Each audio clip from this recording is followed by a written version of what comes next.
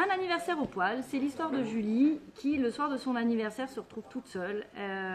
C'est triste, hein. Elle prend une bouteille de vin, elle boit, elle picole, elle se demande pourquoi elle est toujours célibataire à 30 ans. Et là, elle fait, enfin c'est l'heure fatidique de souffler sa bougie. Elle prend un cupcake, elle plante une bougie dessus et elle fait le vœu de comprendre les hommes. Étrange comme vœu.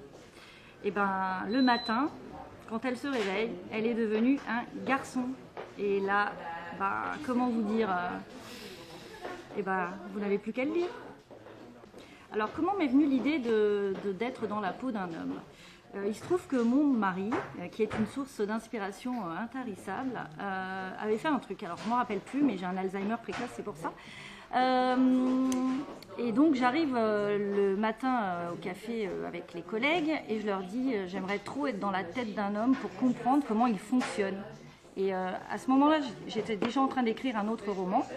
J'ai attendu de le finir et je savais que le sujet, ce serait l'histoire d'une femme qui, suite à un vœu un peu spécial, se serait retrouvée dans la peau d'un homme. Voilà comment tout a commencé.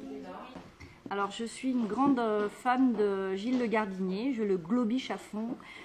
Et c'est lui que je lisais quand j'ai eu cette envie d'écrire.